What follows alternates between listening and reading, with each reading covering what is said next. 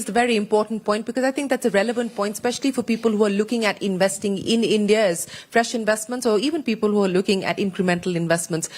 Policy continuity, tax certainty, policy predictability, political continuity as well. Decisions that you may have taken may get overturned by another government, by another dispensation, as was the case with Sumant. In this case, it actually worked to his advantage.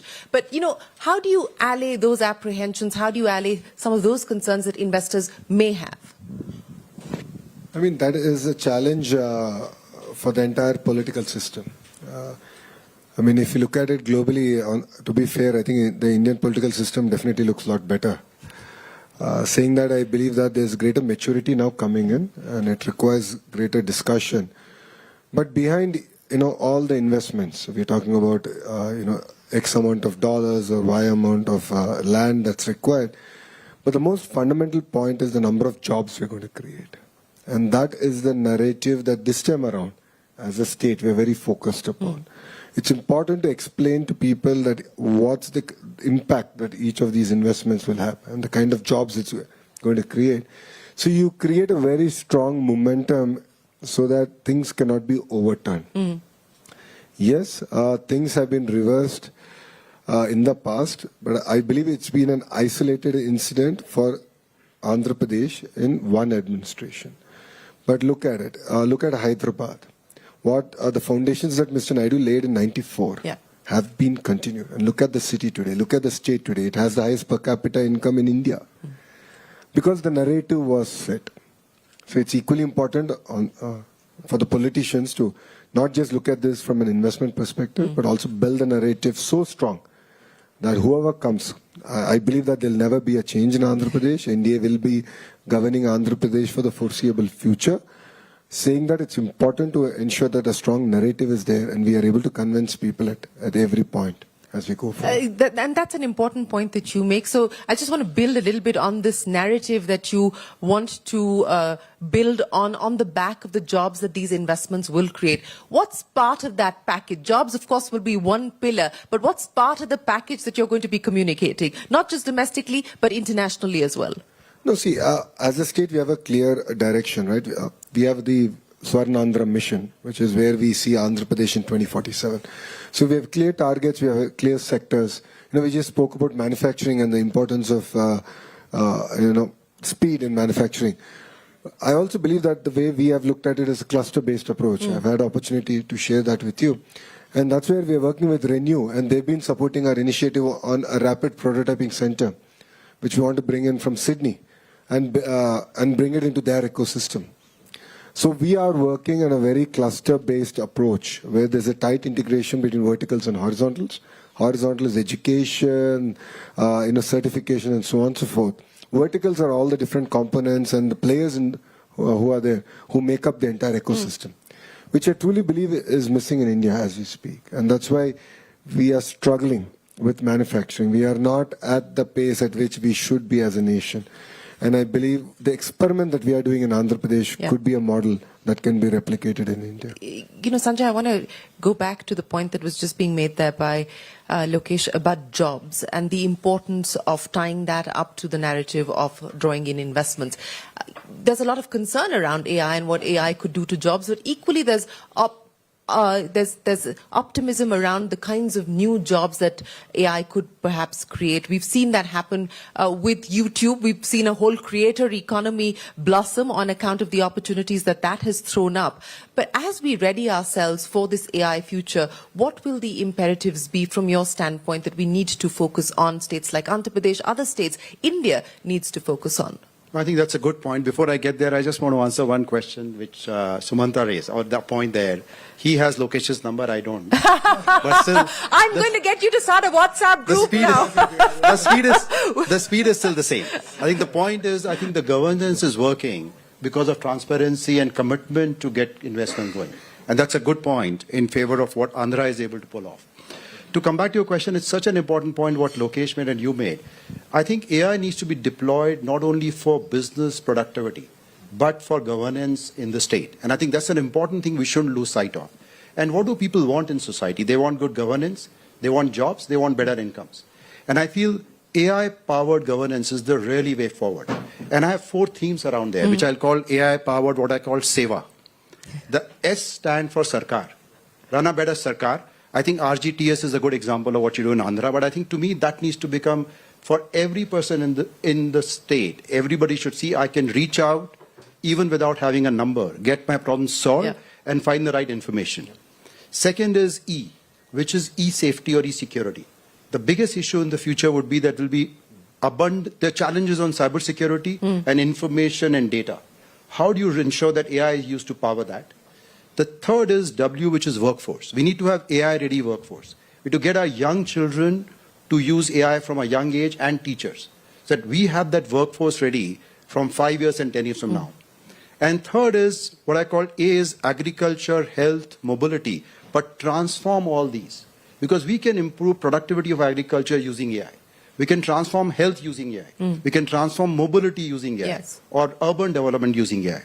So I feel we need to get ready together as basically whether it is people who are creating applications or people like us or governance to do AI Seva, to really make a difference. If society is happy, if people are happy, if I earn more money, then I'm willing to believe and invest more time and energy. No, absolutely. That's a great point that you make. Technology for the sake of technology has no purpose. It has to be put to use for people. I'm going to get wrap-up comments from each one of you. And Jatin, let me start by asking you, since we're talking about the fast lane, investing at the speed of growth, you're a numbers man. So what is the one number that we should focus on from the state's point of view that they should get done? From state's point of view, not from cognizant point Both. It could be cognizant and what cognizant can do for the state. I think jobs is one thing, but I would say slightly differently. I think, as I mentioned, rebirth of services. I think what we should see is what we are getting to Vizag in terms of different services, newer services, which can run for another 25 years, which can create next set of entrepreneurs and next set of professionals that IT services creators started from here. So I think the key is not so much quantitative to your question, but qualitatively why the new services should come to Vizag. And I'll just take one more minute. The fear of, I can assure you people sitting in this room and watching that, take this fear of jobs around AI out. We have been here when package implementation first came, people said, you are doing all application development. If now there is SAP Oracle, who will come to you? When cloud came, we were managing millions of network elements, databases, and servers on premise. People said, who will come to you now for infrastructure management? Now it's cloud. So why AI should be different? Let's just take on. We have built an industry which has grown every year for last 25 years. AI, I'm telling you, is a rebirth. It's a rejuvenation of the industry that we want to bank on. Well, so don't get carried away by the obituaries that are being written on account of AI, of many sectors and many jobs and tasks. So Ketu, your prescription for the road ahead. I think the simple prescription is, I think Lokesh said something really important. How do you build the ecosystem that can deliver on a particular vertical? So let me give you an example. I can go to Shenzhen and design a drone, get the software for it, scale it up, and launch it in 4 weeks or less. So the first thing is to decide which areas are you going to compete on. Now, what does it require? I'm a supply chain guy, so it's a pretty boring business. We go all the way from product design to planning to distribution to assembly to energy and bring it all together. And then the last most important thing is talent. There is no shortage of talent in India right now. But the other areas, you have to decide that I'm going after this sector and I'm going to reduce the time. I would say anything that takes longer than 12 weeks to execute is too long. What used to be years is months. What used to be months is weeks. And what used to be weeks, Google has, I think they've changed the time clock. It's what, milliseconds, nano? I don't know what they did, but it runs faster. So those are what I would call strategic choices to make if you're going to take advantage of what you have. And we have seen it consistently that if you do that, the payoff is non-trivial. It's not a linear payoff model. It's an exponential payoff model. But Sumant? it's a choice. It is a choice. You're absolutely long-term decisions indeed, and ones that have to be strategic and smart. Lokesh, I'll give you the final word then. If we are going to head on to the fast lane, where are we today in terms of which gear you believe the government is at, and which gear would you like to be, and how soon can you get to that? Before I answer your question, I think what Sumanji said is a very, very important point. And that's where CM came out with this P4 program. So in the past, we had P3, a private-public partnership. Now add people to it. Yeah. Look at any developed country, right? The gap between the haves and have-nots just growing. And that's where we believe that all of us have a greater role to play, a greater commitment to society. It's part of our Indian culture. It's not simply about giving a handout, but it's about counseling, guiding, nurturing those aspirations and pulling people out of the cycle of poverty. Generally we see a trend where, I made X amount of money, I want to give this much money back. Yes, that is important, but more important is people committing time to pull people out of that cycle. So that's something that we are pioneering in the state of Andhra Pradesh, and it's a passion project again for our Chief Minister, Mr. Naidu. So as a state, coming back to your question, I believe we are still in second gear. I don't believe we are in the sixth gear. I see that my secretary has walked out on me now. But I believe this is the beginning.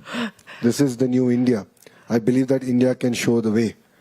I believe that India can lead in clear sectors. And if India has to lead, states have to lead.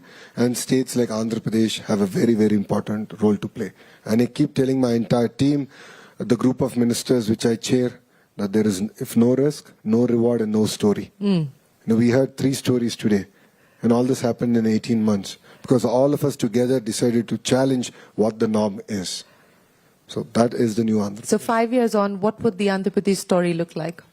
So the aspiration, so we have about 1,000 projects in pipeline now, and our focus, as all the leaders on the dais have said, is to focus on execution.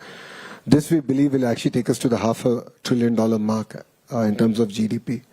So that is what I believe the true outcome by which we want to measure ourselves. And again, just to go back, as Sinaji has said, it's important now to look at whether these fruits of these outcomes are actually translating down all the way to the farmer, to the housewife who's taking care of the house really well. We have to ensure that this translates to them. It creates, improves the quality of living and improves the per capita income.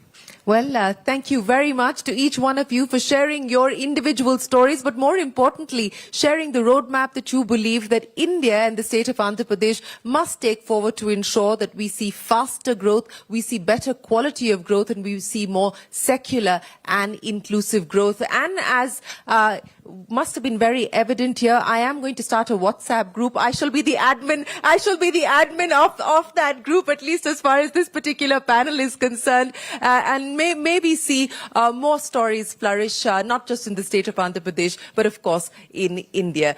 From all of us here, from Davos, from the Davos Dialogue and the Davos Debate, many thanks for watching. Stay tuned to CNBC TV 18. We'll be right back with you. The news continues.